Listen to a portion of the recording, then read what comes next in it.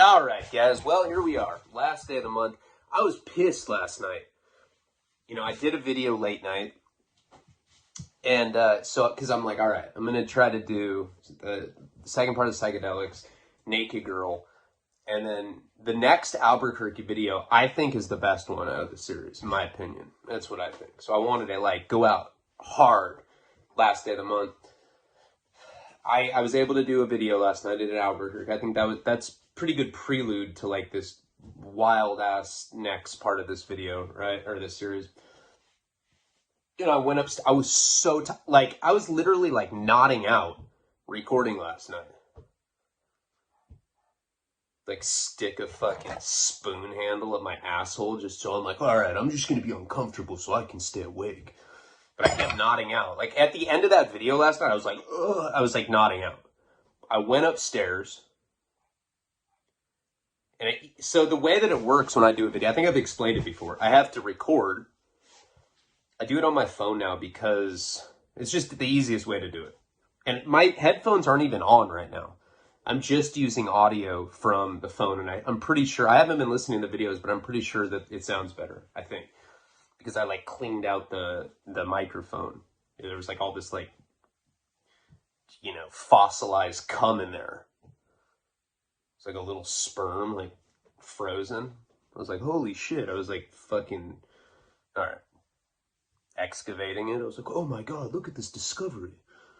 It's a Jurassic sperm. But anyway, so I go upstairs so I have to record the video. And then my Wi-Fi sucks. That's why I never do lives. So it's, like, so unreliable. So what I do, if I just recorded a video and then just went straight to upload, it would take hours. So I'm like, I gotta compress it.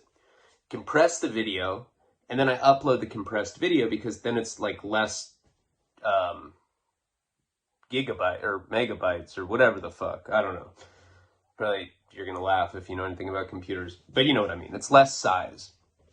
And when a video is smaller like that, you can upload it, and then it takes me maybe 10 minutes. But then after I upload it to YouTube, I have to mark it as unlisted. Then I have to upload it on Patreon. I have to pick which tiers it's for. It's this whole thing. So I fell asleep last night in the step where, before I had to copy and paste the link to Patreon. Like, it wasn't done uploading onto YouTube. Sometimes it takes 5 minutes. Sometimes it takes 10 minutes. I passed out and I woke up and I was like, fuck, my phone wasn't anywhere to be found. I was like, Corinne, it was like noon when I woke up. I was like, where's my phone? She's like, I plugged it in. Your dick smells like horse shit. I was like, shut up, not now. Where's my phone? And I looked and I hadn't uploaded it. So I apologize because I had every intention to do that last night. That other Albuquerque video I did last night. Anyway, doesn't really matter. This is going to be the Psychedelic series. This is for the $10 tier. And I'm going to do the Naked Girl for the $20 tier. I'm going to try my damnedest to do the Albuquerque video. I've never done 3 videos in a day. I've done 2 a bunch of times, but I've never done 3. So I'm going to try. I also have to bring the hard drive for the documentary to the new director, and he lives like 30 minutes from here. And I have to take Karina grocery shopping. So there's a bunch of shit that I have to squeeze in. But I'm for sure 100% going to do the Naked Girl before the night's over, or before the day's over, for that matter. That I promise. I don't give a fuck. I will do nothing else. I will cut a Nike swoosh under my eyeball if I don't. Tomorrow, I'm like, hey guys, I got this swoosh. I don't know. How does it look?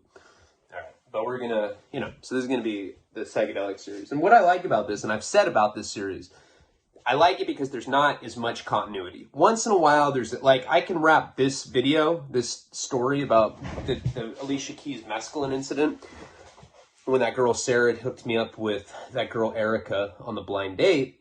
It's like a 2-video story, but man, there's probably like 100 psychedelic stories.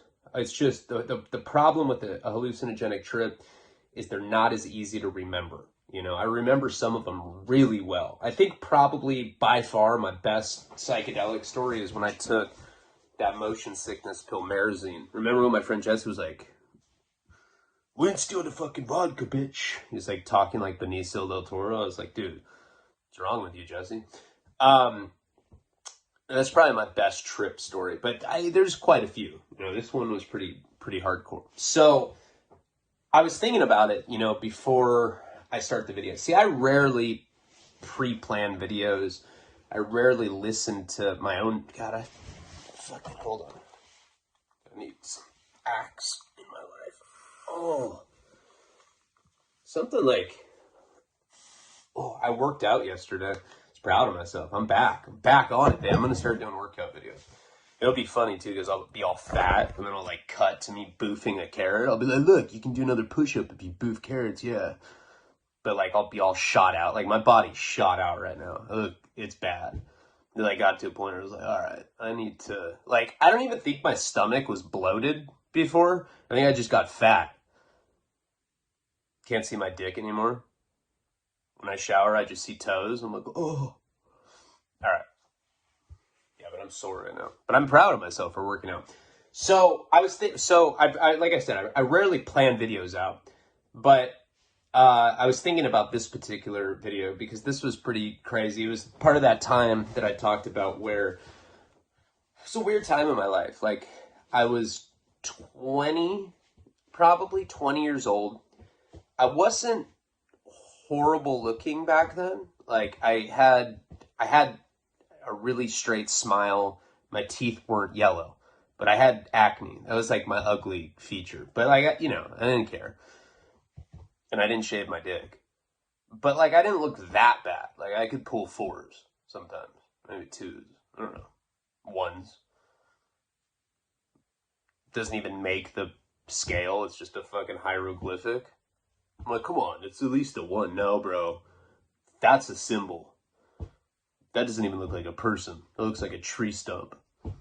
I know, but it talks. I know. That's why okay, anyway. And that was kind of my hustle. You know, I'd go from party to party, girl to girl. And I'd met Sarah because of just, she had a party at her house and I just ended up staying there. She tried to hook me up with this girl, Erica. When I was thinking about the video, I was like, all right, sometimes of recent, I'll write a little list and I'll be like, okay, these are things that I don't want to forget. You know, and that helps me. Not framework for the story, but things that I'm like, okay, I should definitely talk about this because to me, it's interesting. So the last story, Paul had given me mescaline. Paul was, infamously disorganized. And that's not the first time that he gave me something that he thought was something else and it ended up being like, mescaline or whatever. That was the only time he had ever given me a hallucinogen like that. And then interestingly enough, when I was in Vegas, I got roofied like that. Roofies are hardcore because you completely black out. But what I was thinking about is when I had gotten kicked out of the Alicia Keys concert. That was at the Santa Barbara County Jail. And I don't think I ever talked about this particular story. And then we'll get to what happened with the Paisa Ranchers. But when I was, I think, 19, I was going in and out of jail a lot. Jeff was a year older than me in high school. And me and him are on bad terms right now. We're not talking. We had a falling out recently. Not to say I don't love the dude, but I need a break from him. I tend to do that with my closest friends. We'll have little falling outs. We're like, there's periods where we won't talk. Paul and I had that a bunch of times. Jeff and I are going through that right now. But I remember I'd gotten out of jail one time. I don't remember what. I think that was when I was on probation for my domestic, and I was going in and out all the time. And I'd gone over to Jeff's house. In high school, he was not very nice to me. He was like a year ahead of me. And I think a lot of those guys just looked at me as like a little clown. I was like, I'll do anything for attention. Oh, you want me to stick this rocket up my ass? I don't give a fuck. And then everyone would laugh at me. And I was like, laughter? That means I'm cool, And I just basically did stuff for attention. I was like more like a jester than anything. And it took me years to realize that I didn't need to seek approval. If I had just been myself in high school, I probably would have been a lot cooler than I was because I was I would like do things that I thought were cool. Like I'd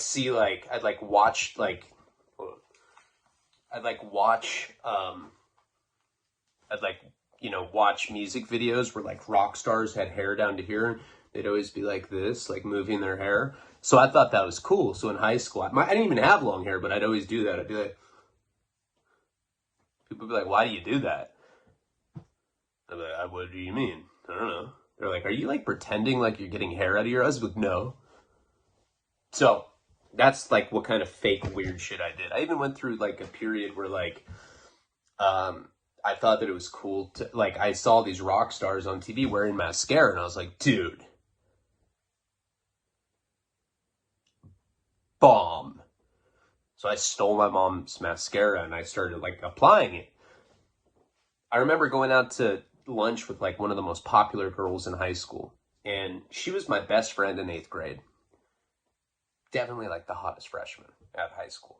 And the summer between 8th grade and 9th grade, she's like, I just want you to know that I have feelings for you. I want to be your girlfriend.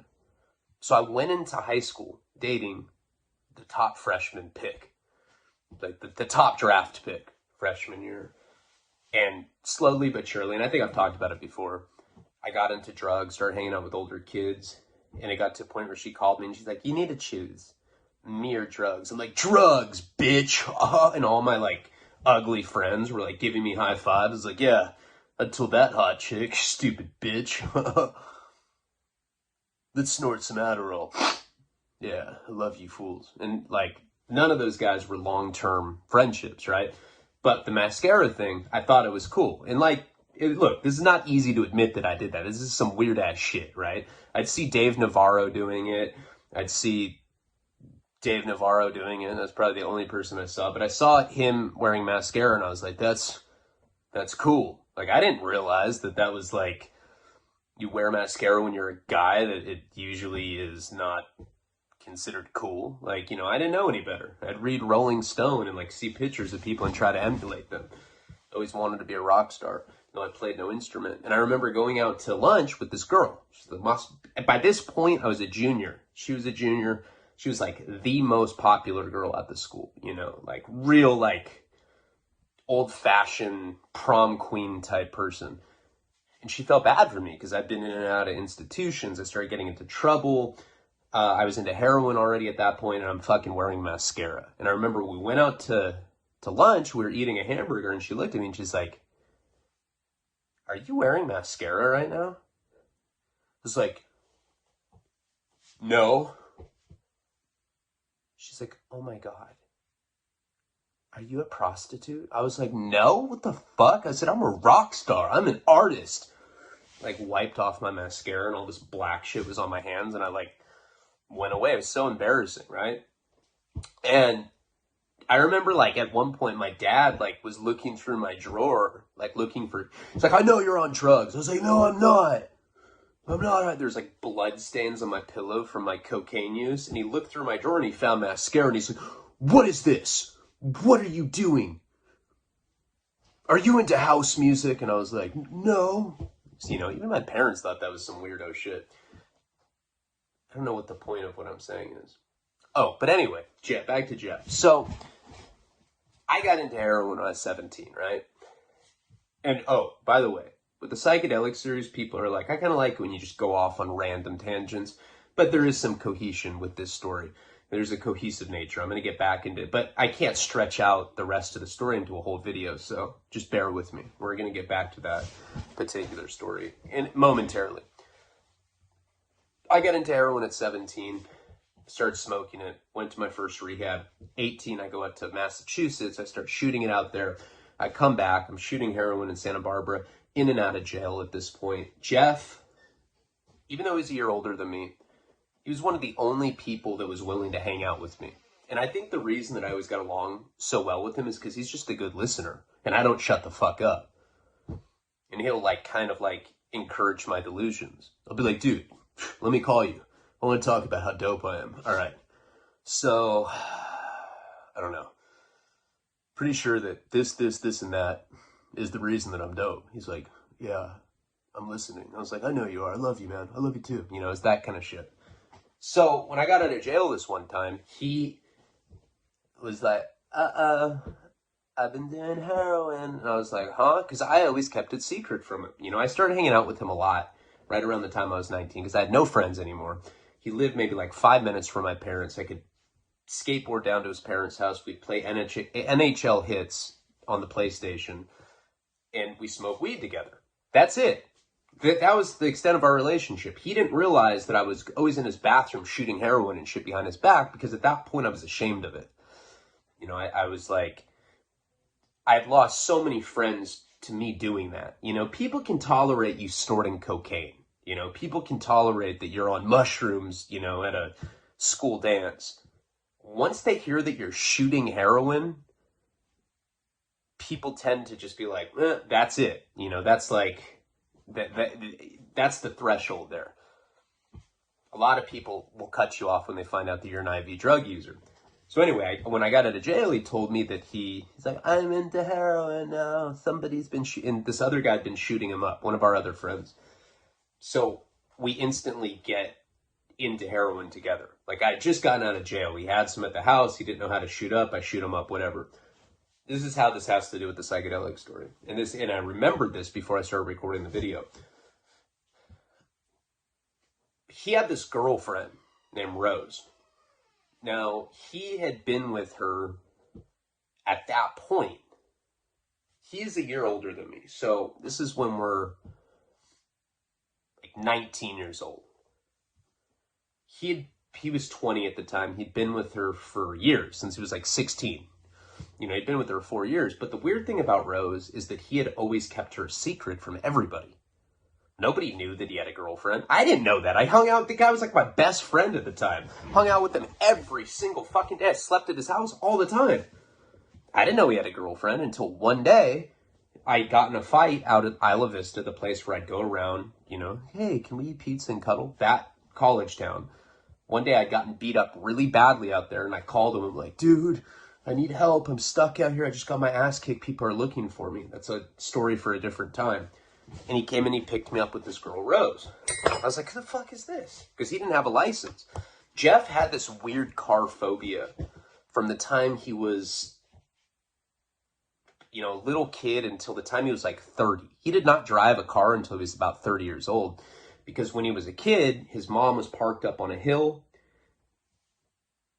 She went inside some house. She's like, you know, running an errand or whatever. She runs into a house really quick. He climbed up in the front seat and he shifted the car into neutral. The car got in this horrible accident, went down this huge hill and crashed into a tree. And it gave him this like crazy car phobia his whole life. So he didn't even drive. So he's like, yeah, I can pick you up right now. And he picked me up with this girl. So now all of a sudden I knew he had a girlfriend. I'm like, why are you keeping her secret?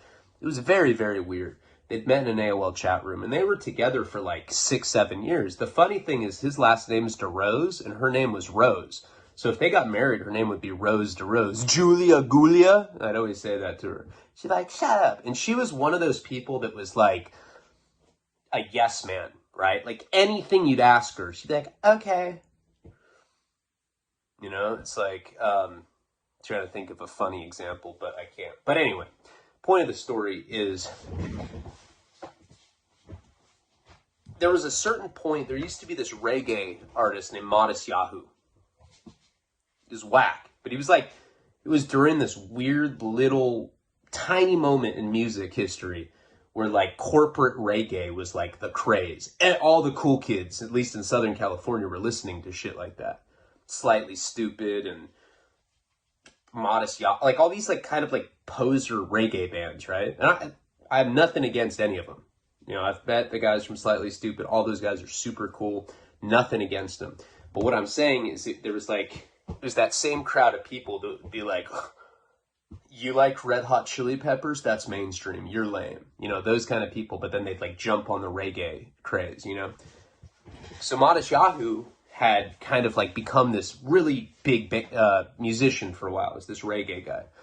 And Jeff had tickets to this concert. He was going to take me to it. Now, this is before I burned him for the Pink Floyd show. How the whole drug dealing thing with the Molly happened. He got tickets to the Modest Yahoo thing. So we knew we were going to Pink Floyd. That was coming up. And his parents got him tickets to the Modest Yahoo concert. And because I was taking him to Pink Floyd, he's like, I'll return the favor and bring you to the Modest Yahoo. Now, by that point, we were completely strung out on heroin. Bad. You know, every day him and I were like going around like running scams and burning people and just being dirtbag junkies together. I was like 19, he was 20 at the time. His girlfriend, Rose, she became a fixture in our relationship because she was always around. Once I found out about her, once the cat was out of the bag, he didn't need to hide her from me anymore. And I'd asked him, I'm like, why would you hide the fact you have a girlfriend? That's weird, man. That's like shit Ted Bundy would do, you know? Like, what the fuck's wrong with you? I still, this day, I don't know what that was all about. But she had a trip coming up, and she was going to Boston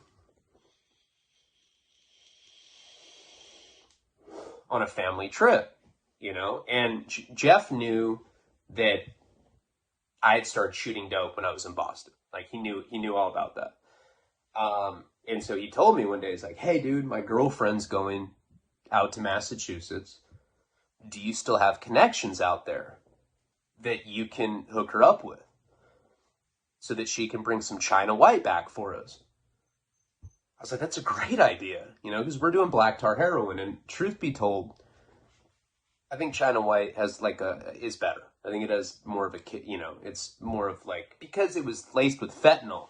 Back then, heroin addicts would interpret that as good because every time you shoot it, you get that fentanyl rush, which is a dirty, not good high. But that in conjunction with the heroin seemed like it was stronger than black tar. I don't know. So maybe I don't like it, but I'm just saying back in that time, I hadn't been doing it for that long. So I just was, you know, I interpreted the fentanyl rush that came with the China White as a good thing. So I ended up calling this guy. I knew this guy. He looked just like Nickelback. I'd met him in like a rehab, but he lived in Boston. And I called him and, you know, I was like, hey, man, you know, my buddy's girlfriend's going to be coming out there. She wants to grab some China White so she can bring it back for us. Can she meet up with you? He's like, yeah, it's no problem. So she goes out on this trip. Jeff and I gave her, I don't know, $200-300 that we'd hustled up somehow. And she ended up scoring this China White from this guy, putting it in a tampon. You know, she like took the, you know, what is it called? The guts of the tampon, whatever the inner part of the tampon. So it's just the shell. She stuffed it with all these bags of China White and she stuck it up her, for lack of a better term, her pussy. So what? Sorry. Her vagina, right? She came back and she brought it to us. She was a gangster like that. I always got mad when he left her. You know, he cheated on her all the time and shit. He treated her like shit. And I think he's at the point now, all these years later, where he knows that he kind of fucked up the best thing he had. That was the best girlfriend he had.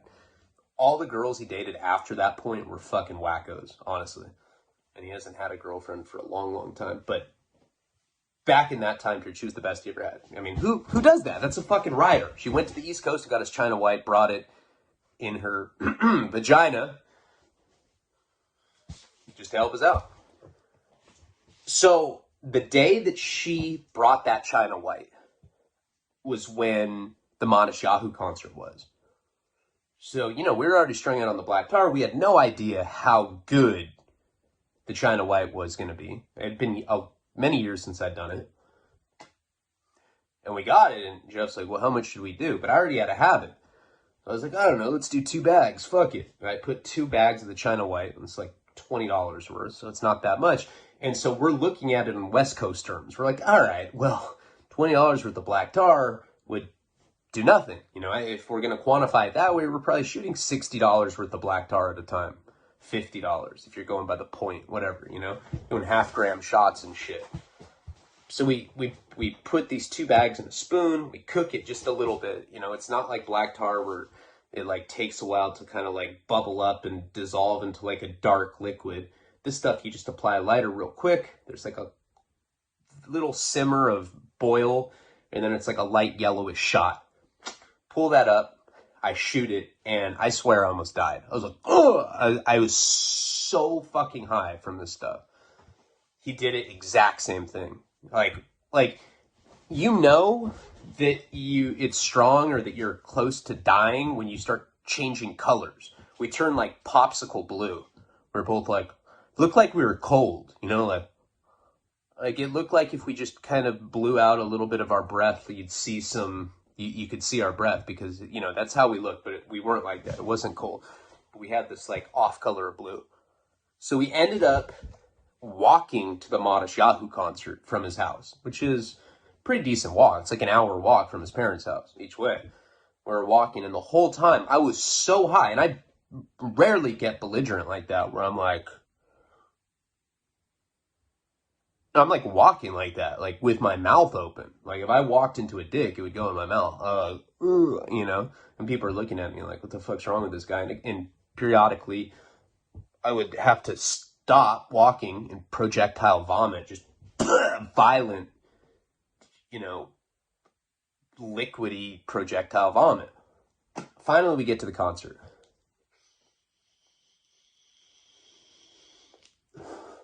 And we go and we get, I don't even really remember getting into it. All I know is that once we got to our seats, we bought beer. They gave us these Budweiser, these white cups with Budweiser emblazoned on it. And I remember going to the seat, holding the beer, and I just nodded out all together, and the beer just completely poured on me. And it didn't wake me up. That's how loaded I was. So I'm sitting there in the seat with this cup that's like tilted down, and all this beer poured on me. And I remember just kind of coming to, and I had people holding me up by both arms, security guards, and they were bringing me all the way to the entrance, and they kicked me out. They kicked me out because I was being so belligerent. They thought I was drunk, but I was super high on heroin. And I remember Jeff being really mad because I'm the one that got kicked out, but he went with me because he's my friend. The Alicia Keys story kind of reminded me of that. And like I said, I don't think that the rest of the story is long enough to fill a whole video, maybe. So it just reminded me of it. Ultimately, what happened with the Alicia Keys situation is when I had left that concert, you know, I got kicked out of it because I was flailing. You know, the security guards basically asked me if I was on drugs, and I wouldn't respond to them. I was like, don't tell these motherfuckers anything. You know, I'm like thinking in my mind, and like I said, everything looks pointy and kind of woodish. People get these like wood qualities. They look like petrified wood, like, or like stuck like that. They look like, you know, old like wood carved deities. That's what everybody's face looks like when you're on mescaline. Is this very like ripply effect, but it also looks pointy, if that makes sense. So I ended up getting kicked out. I go up to a paisa. It wasn't even a cab. I just went up to like somebody that was like, oh, he's Mexican. That's probably the same guy. Hey, can you take me back to Isla Vista, man? They kicked me out. I'm on drugs. And he just smiled and he took me. Now, remember, I was like not really feeling well, so I curled up in a ball. I end up getting to this ranch, and he gets out of the car and he just walks away. Now, this younger guy comes. I don't know how old he was, probably mid-20s, right? He's like, hey, you owe Fabian money, dog. You owe him $3,000. We need that money right fucking now. I had no idea what he was talking about. I was like, what are you talking about, man? I already paid him. He's supposed to take me to Sarah's. I don't know what you're talking about. Because on mescaline, it was hard for me to really kind of put together what was happening.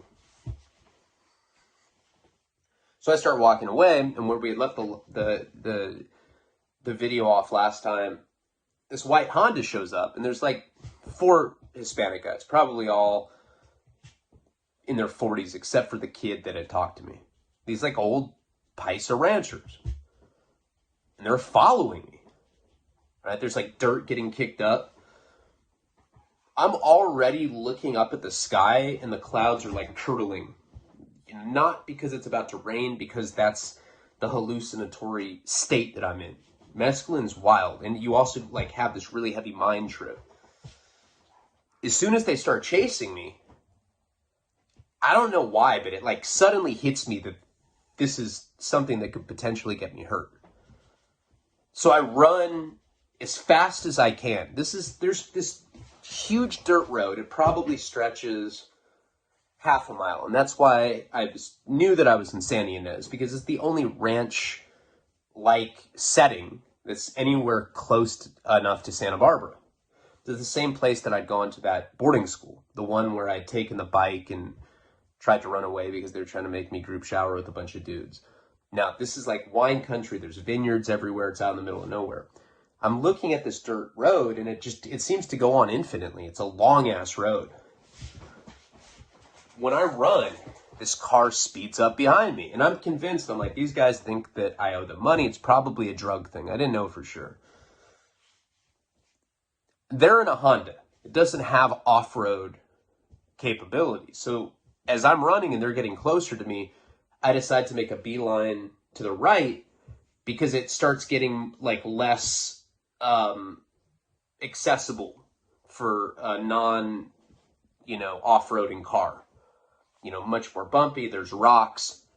And I run like into the side of it, and they actually follow me. The car starts going into this like sketchy ass off-road fucking area that I'm running into. Now this place, just to give you an idea of what it looks like, there's like this big ranch style house. I wouldn't say a barn.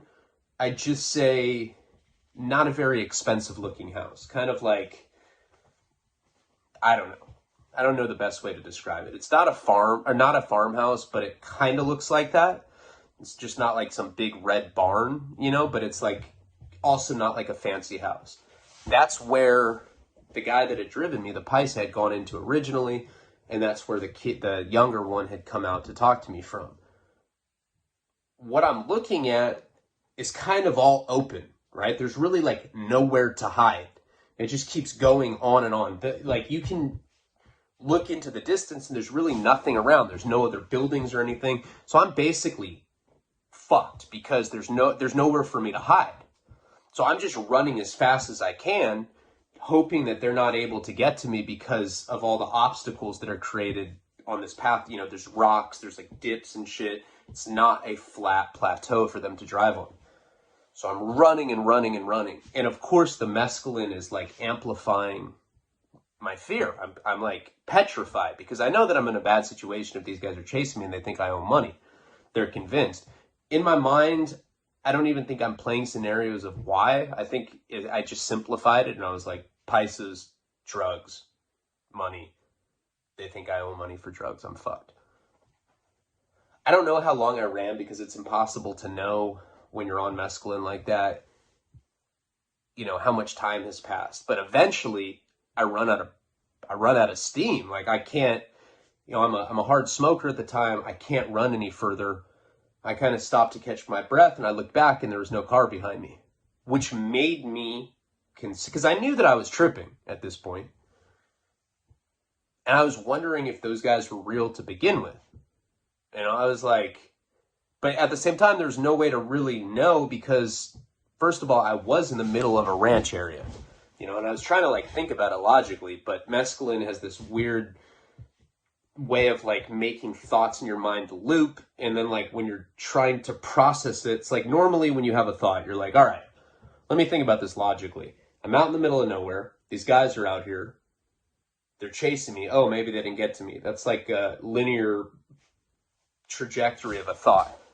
When you're on mescaline, you're like, all right, I'm out in the middle of nowhere. These guys are trying to get me. And then you just can't remember what you were thinking. And you like can't put a thought from A to B together. And I'm looking around, like I said, like this is an open area. There's no like hills for me to hide behind. It's all flat and it just seems to go on infinitely. And when I look back, I can see the road that I was on. I probably ran for 10 minutes or so, maybe less, 5 minutes. And I can see the road, but I don't see any car. And I'm super confused by this whole thing. And I'm certainly very scared. I've always been one of those people, I think I grew up watching a lot of horror movies. If I'm out in like the woods or something, or if I'm like somewhere in nature at night by myself, I start getting kind of scared, like, I don't know, even if there's not people chasing me like that.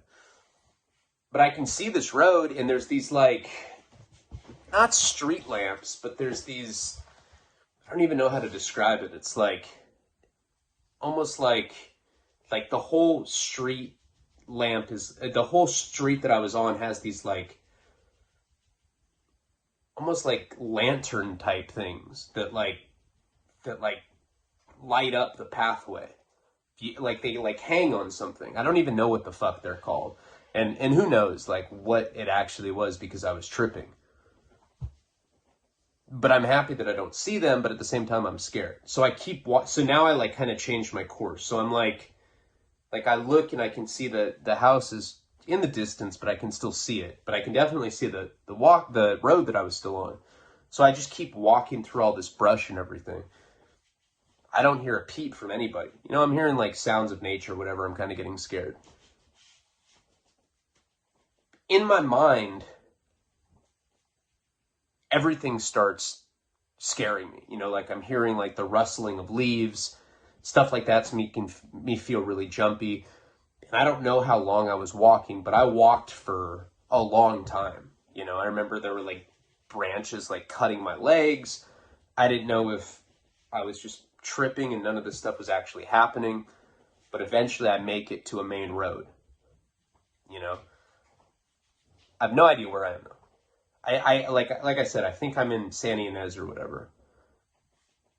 You know how like sometimes when you take an edible or something, or maybe even being on mushrooms or when you're on acid or any hallucinogen for that matter, you start to really get in your head about stuff. And I remember getting in my head about my family because I was kind of like on bad terms about my parents. So I was like completely like once I got to like a main road, in my mind at least I thought that I was safe. And I really started thinking about my family. I remember that very clearly. I'm walking along this main road now. It's like a highway. Pretty sure I knew where it was. Like I thought it was up in Santa Ynez, but I couldn't be positive. And a truck is going by. As soon as I see the headlights of it, I start to panic because of course I think that it's these rancher guys.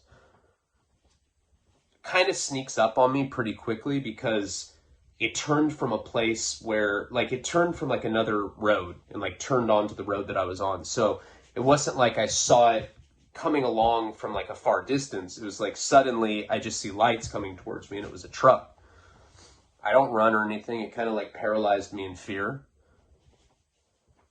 And it was this pickup truck, and it was white dudes. They're like, hey, man, you all right?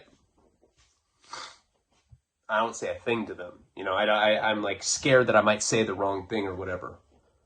And they had a big Confederate flag. They had a big Confederate flag on the back of the truck. Now that's something you don't really see in Southern California too much. It's like stuff you see in like southern states or like, you know, far in the country. It made me think that I might not even be in Santa Ynez like I thought. Asked me if I was okay, because they probably aren't used to seeing somebody walking along a street like that at night. And I just kind of looked at them and didn't say anything. I couldn't really see their features or anything, but I knew that they were white guys. Kept going. I probably walked for half a mile, maybe longer.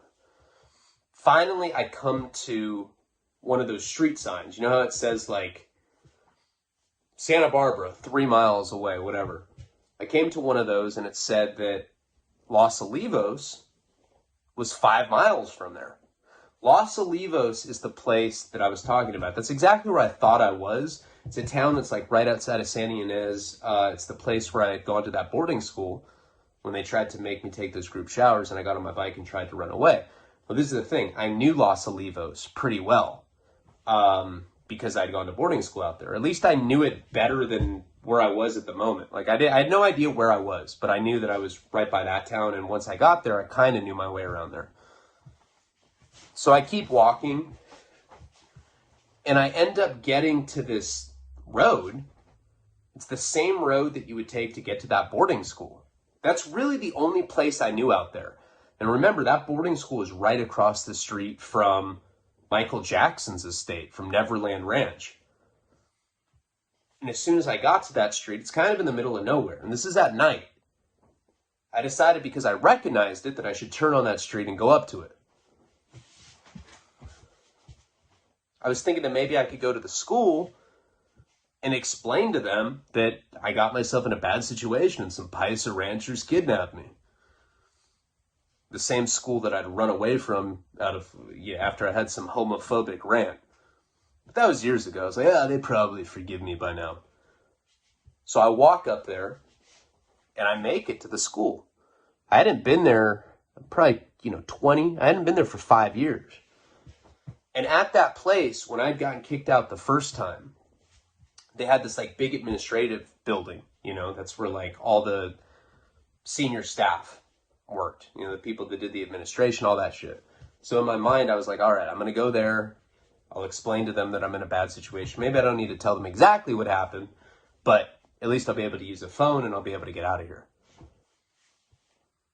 So I walk up to the school. I see the sign. It's called Midland. I'm like,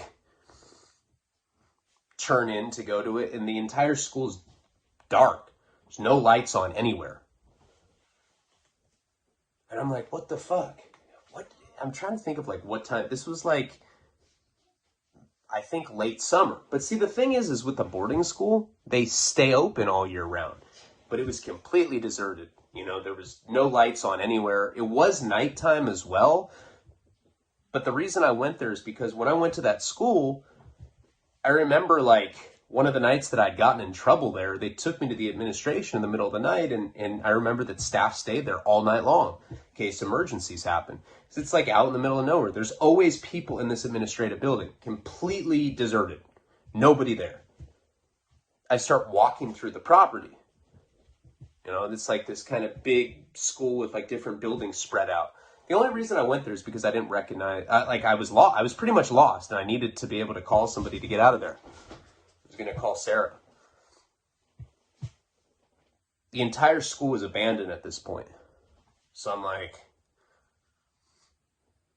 I was thinking maybe they do shut it down at the end of the summer. So now I'm like fucked. And I'm really scared because I'm out in the middle of nowhere and I don't know what's going to happen with these guys that surely they were looking for me, or at least in my mind, my mescaline was like kind of playing tricks on me. So what I ultimately did, and sorry for making this part of the story so boring because it picks up right here for sure. I end up leaving this school property and I look and I see Michael Jackson's big ass estate. Now, I thought, and maybe it was just the mescaline talking, but I thought that I'd be able to go there because it's like a gated community. Like all celebrities have that. There's like a gate and you press the button and, you can say, hey, I'm here to see Michael Jackson. And if you're supposed to be there, they'll let you in. And if not, they'll tell you to go fuck off. I had no plans of trying to like see Michael Jackson, talk to him or anything. The only purpose of that is that I wanted to press that button so that I could talk to his staff, tell him that I was lost, see if maybe they could help me get the fuck out of there. So I go up to his property and it says Neverland Ranch on it. I swear. It's the second time I'd ever been there. And the first time was when he butt fucked me. I got a huge settlement, and that's not true. But anyway, sorry. Molestation humor, that's not funny. So I go up to this gate, I press the button, and nobody answers. Right? It's all lit up at night. It looks like a fucking theme park. I swear to God, too. I'm not making this up. I was at Michael Jackson's house. It's the only place that I recognized in this area. Pressing this button, nobody picks up. I'm like, fuck. I just kind of sit in front of it. Like, all right, I'll try again in a little bit, and I'm seeing it's all lit up. I'm thinking there's people there. Get up, and I just keep pressing it. Now I'm getting mad. I think the mescaline's just like, kind of has me in this like weird fervor. I keep pressing the button over and over and over again. I'm like, come on, Michael, open the fucking door. And I'm like, kind of being a psychopath, I'm just howling into the moon. I probably looked like some sort of werewolf. Like, they're probably looking at me in the security camera, like thinking that at any moment I could just rip my fucking heart out and be like, look, I'm human, I swear, that kind of shit. So, after this, incessant pushing of the button at Michael Jackson's Neverland Ranch, it becomes clear to me that they're not going to answer and that this is probably the stupidest plan that I've ever had. I don't know what I expected. I'm like, oh, whatever. You know, and look, I never planned on like talking to him or anything like that. Like I said, I told you the reasons why I did it. So I start walking away. Now, the thing with mescaline, if any of you have done mescaline, you know that it's a progressive trip. Like, it starts off, you get a little sick, you throw up, then the trip kicks in. That's what happened to me when I was at Santa Barbara County Bowl. By the time I got out here, I was in full-blown introspective hell in my mind, like just tripping balls. And having visuals that are ripply and, you know, features of people look wooded and pointy, whatever. I'm having to deal with that as I walk away. Like, just so you can kind of